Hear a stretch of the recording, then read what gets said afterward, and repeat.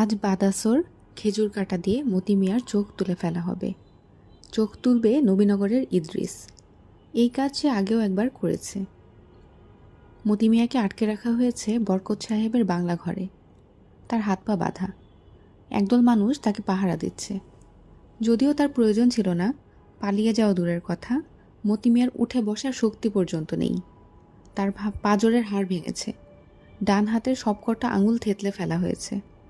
নাকের কাছে সিনকির মতো রক্ত ঝুলে আছে। পরনের সাদা পাঞ্জাবি রক্তে মাখামাখি হয়ে গায়ের সঙ্গে লেগে গেছে। ঘণ্টাখানেক আগেও তার জ্ঞান ছিল না, এখন জ্ঞান আছে, তবে বোধশক্তি ফিরেছে বলে মনে হয় না। তার চোখ তুলে ফেলা হবে এই খবরেও সে বিচলিত হয়নি। ছোট্ট করে নিঃশ্বাস ফেলে বলেছে, নয়ন কখন তুলবেন?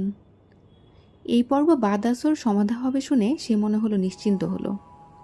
সহজ গলায় বলল, পানি খামু, পানি দেন। পানি চাইলে দিতে হয়, না দিলে গৃহস্থের দোষ লাগে। রোজ হাসরের দিন পানি পিপাসায় যখন বুক শুকিয়ে যায় তখন পানি পাওয়া যায় না। কাজেই এক বদনা পানি এনে মতির সামনে রাখা হলো। মতি বিরক্ত গলায় বলল, মুখের উপরে পানি ঢাইলা না দিলে খামু কেমনে? আমার 2 হাত বাঁধা, আপনারা এটা কেমন বিবেচনা? যে বদনা এনেছে সে মোড়ায় বসে থাকে একজনের দিকে তাকিয়ে বলল, পানি ঢাইলা দিমু হাসান ভাই? হাসান আলী মতিকে কেন্দুয়া বাজার থেকে ধরে এনেছে। মতির ওপর এই কারণেই তার অধিকার সবাই স্বীকার করে নিয়েছে। মতির বিষয়ে যে কোনো সিদ্ধান্ত নিতে হলে হাসান আলীর মতামত জানা দরকার। হাসান আলী পানি বিষয়ে কোনো মতামত দিল না। বিস্মিত হয়ে বলল, হারামজাদে কেমন টং করে কথা কয় শুনছেন? তার চোখ তোলা হইব এটা নিয়ে চিন্তা নাই, ক্যাটকেট কইরা কথা বলতেছে। কি আচনক বিষয়! ওই হারামজাদা, তোর মনে ভয় ডর নাই? মতি জবাব দিল না, থুপ করে থুতু ফেলল। থুতুর সঙ্গে রক্ত বের হয়ে এলো। তাকে ঘিরে ভিড় বাড়ছে, খবর ছড়িয়ে পড়েছে। একজন জীবিত মানুষের চোখ খেজুর কাটা দিয়ে তুলে ফেলা হবে, এমন উত্তেজক ঘটনা সচরাচর ঘটে না। আশা করা যাচ্ছে আসর ওয়াক্ত নাগাদ লোকের ওকারণ্য হবে। মতিকে দেখতে শুধু যে সাধারণ লোকজন আসছে তা না, বিশিষ্ট লোকজন আসছেন। কেন্দুয়া থেকে এসেছেন রিটায়ার্ড স্টেশন মাস্টার মোবারক সাহেব। নয়াপাড়া হাই স্কুলের হেডমাস্টার সাহেবও এসেছেন। হাসান আলী নিজ চেয়ার ছেড়ে দিয়ে তাকে বসতে দিল। তিনি পাঞ্জাবির পকেট থেকে চশমা বের করতে করতে বললেন, এরই নাম মতি? হাসান আলী হাসি মুখে বলল, যে হেডমাস্টার সাহেব, এই হারামজাদে মতি। বাদাসর হারামজাদা চোখ তোলা হইব। এটা ধরলা কেমনে? সেইটা আপনার এক ইতিহাস। পানদানিতে পান চলে এসেছে। হেডমাস্টার সাহেব পান মুখে দিতে দিতে উৎসাহের সঙ্গে বললেন, ঘটনাটা বলো শুনি, সংক্ষেপে বলবা। হাসান আলী এগিয়ে এলো। মতিকে ধরে আনার গল্প সে এ পর্যন্ত 11 বার বলেছে। আরও অনেকবার বলতে হবে। বিশিষ্ট লোকজন অনেকেই এখনও আসেননি। সবাই আলাদা আলাদা করে শুনতে চাইবেন, তাতে অসুবিধা নেই। এই গল্প 1,00,000 বার করা যায়। হাসান আলী কেশে গলা পরিষ্কার করে নিল। ঘরে কেরাসিন ছিল না। আমার পরিবার বলল কেরাসিন নাই। আমার মিজাজ গেল খারাপ হইয়া। হাটবারে কেরাসিন আনলাম আর আইজ বলে কেরাসিন নাই, বিষয় কি?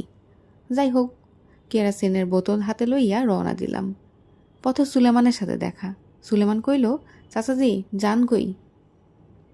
মতি নিজেও হাসান আলীর গল্প আগ্রহ নিয়ে শুনছে। প্রতিবারই গল্পের কিছু শাখা প্রশাখা বের হয়। সুলেমানের কথা এর আগে কোনো গল্পে আসেনি, এইবার এলো। সুলেমানের ভূমিকা কি কিছু বোঝা যাচ্ছে না। হাসান আলী গল্প শেষ করল। হেডমাস্টার সাহেব মুগ্ধ গলায় বললেন, বিরাট সাহসের কাম করছো হাসান, বিরাট সাহস দেখাইছো, কামের কাম করছো। মতির সাথে অস্ত্রপাতি কিছু ছিল না? যে না, আল্লাহ পাক তোমারে বাঁচাইছে। অস্ত্রপাতি থাকলে উপায় ছিল না, তোমারে জানে শেষ কইরা দিত। উপস্থিত সবাই মাথা নাড়ল। হেডমাস্টার সাহেব বললেন, চোখ তোলা হইব কথাটা কি সত্য? যে সত্য, এটা সকলের সিদ্ধান্ত। চোখ তুললেই জন্মের মতো অচল হইব। থানা পুলিশ কইরা তো কোনো ফায়দা নাই। অতি সত্য কথা, কোনো ফায়দা নাই। তবে থানাওয়ালা ঝামেলা করে কিনা এটা বিবেচনায় রাখা দরকার। আছে, সবই বিবেচনার মধ্যে আছে। মেম্বার সাহেব থানাওয়ালার কাছে গেছে। মতি লক্ষ্য করল হেডমাস্টার সাহেব তার দিকে তাকিয়ে আছেন। হেডমাস্টার সাহেবের চোখে শিশুসুলভ বিস্ময় ও আনন্দ। মনে হচ্ছে চোখ তোলার ঘটনা দেখার জন্য তিনি আসর পর্যন্ত থেকে যাবেন। মতি তেমন ভয় পাচ্ছে না। প্রাথমিক ঝড় কেটে গেছে, এটাই বড় কথা। প্রথম ধাক্কায় চোখ চলে যেতে পারত, সেটা যখন যায়নি তখন আশা আছে। আসরের আগেই কেউ না কেউ দয়াপরবশ হয়ে বলে ফেলবে, থাউক, বাদ দেন, চোখ তুলে লাভ নাই, শক্ত মাইর দিয়ে সাইরা দেন। একজন বললেই অনেকে তাকে সমর্থন করবে, তবে একজন কাউকে বলতে হবে। মতি নিজে চাইলে হবে না, এতে এরা আরও রেগে যাবে। সে দুর্বল হলে সর্বনাশ। দুর্বল মানুষকে করুণা করে না, ঘৃণা করে। মতি ঠান্ডা মাথায় ভাবে, চোখ বাঁচানোর পথ বের করতে হবে। হাতে অবশ্য সময় আছে, আসরের এখনও অনেক দেরি। ঠান্ডা মাথায় চিন্তা করাও সমস্যা হয়ে দাঁড়িয়েছে। সারা শরীরে যন্ত্রণা, পিপাসায় বুক শুকিয়ে যাচ্ছে।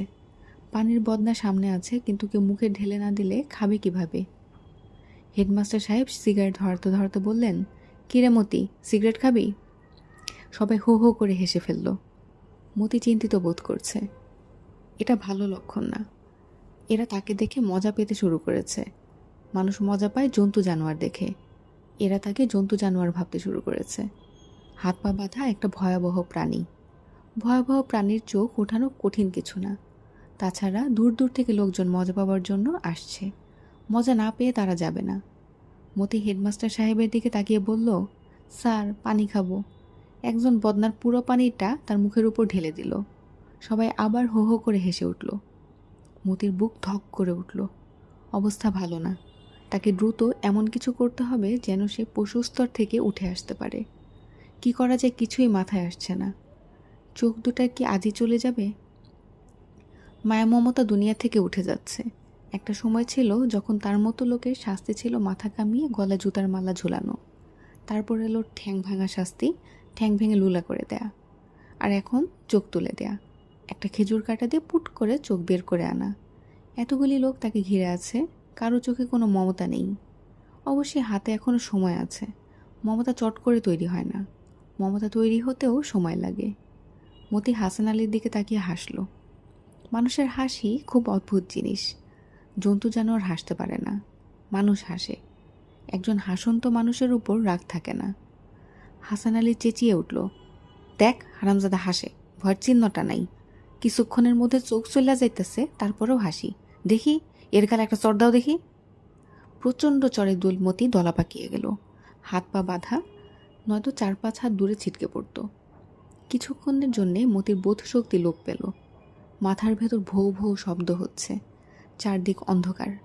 এরা কি চোখ তুলে ফেলেছে? মনে হয় তাই।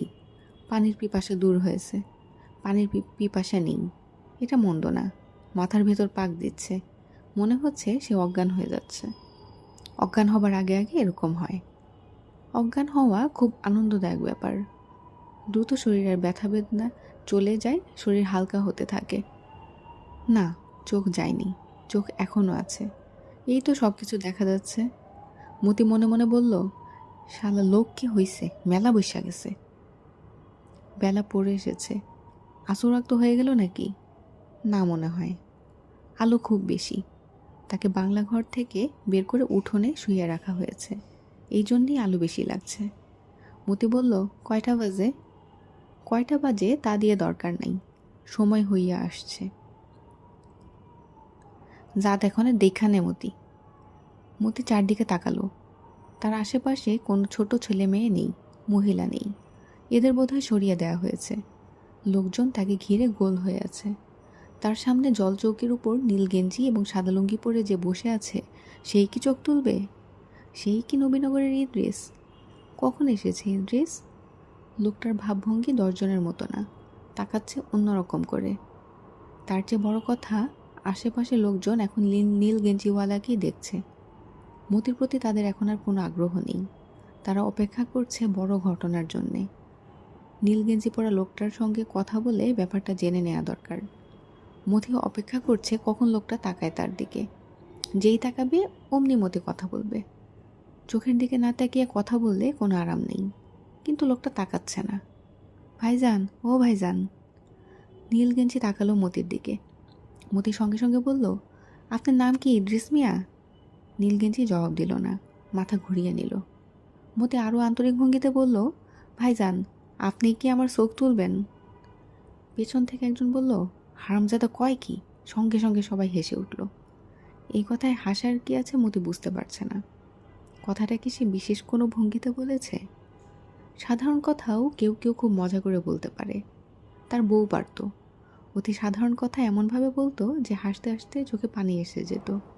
ভাত বেড়ে ডাকতে এসে বলতো, ভাত দিছি, আসেন, চট কইরা 3-4টা ভাত খান। না, বউয়ের কথা ভাবার এখন সময় না। এখন নিজের নয়ন বাঁচানোর বুদ্ধি বের করতে হবে। নয়ন বাঁচলে বউয়ের কথা ভাবা যাবে, নয়ন না বাঁচলেও ভাবা যাবে। ভাবার জন্যে নয়ন লাগে না। বউয়ের কথা সে অবশ্যই এমনিতেও বিশেষ ভাবে না। শুধু হাজতে বা জেলখানায় থাকলেই তার কথা মনে আসে। তখন তার কথা ভাবতেও ভালো লাগে। মেয়েটার অবশ্যই কষ্টের সীমা ছিল না। সে জেলে গেলেই রাত দুপুরে চৌকিদার থানাওয়ালা বাড়িতে উপস্থিত হতো। বিষয় কি? খোঁজ নিতে আসছে মতি ঘরে আছে কিনা। সুন্দর একটা মেয়ে, খালি বাড়িতে থাকে। থানাওয়ালারা তো রাত দুপুরে সেই বাড়িতে যাবেই। বাড়িতে যাবে, পান খাবে, আরও কত কি করবে। ডাকাতের বউ হলো সবার বউ। এই অবস্থায় কোনো মেয়ে থাকে না। তার বউটা তারপরেও অনেক দিন ছিল। মতি প্রতিবারই বাড়ি ফিরত আতঙ্ক নিয়ে। বাড়ির সামনে এসে মনে হতো এবার বাড়িতে ঢুকে দেখবে বাড়ি খালি, কেউ নেই। বউ চলে গেছে গত বৈশাখ মাসে। কোথায় গেছে কেউ জানে না। পাড়ার কয়েকজনকে জিজ্ঞেস করেছিল, কেউ বলতে পারে না। একজন বলল, অনেক দিন তো থাকলো, আর কত। বাজারে গিয়া খোঁজ নাও, মনে হয় বাজারে ঘর নিছে।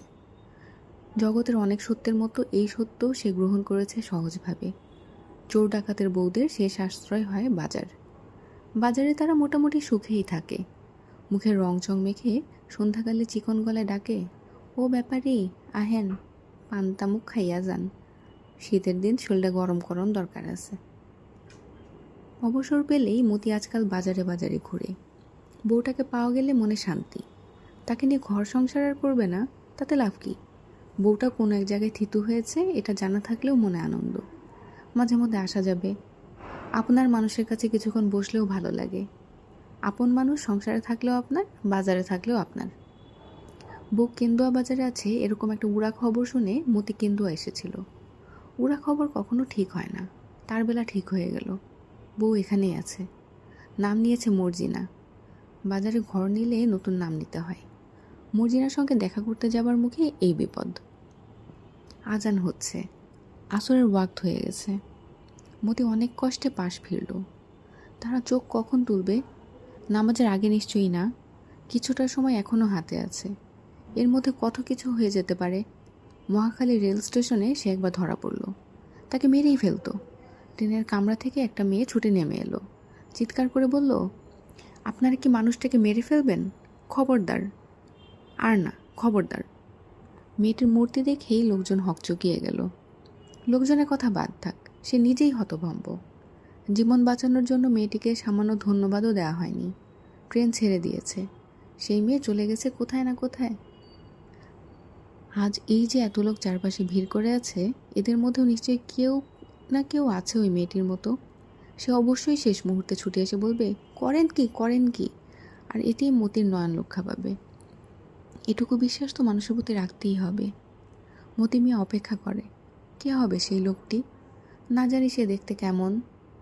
সেই লোকটির চোখ কি ট্রেনের মেয়েটির চোখের মতো মমতা মাখা হবে, যে চোখের দিকে তাকালে ভালো হয়ে যেতে ইচ্ছা করে? মতি মিয়া চাপা উত্তেজনা নিয়ে অপেক্ষা করে। অপেক্ষা করতে তার ভালোই লাগে।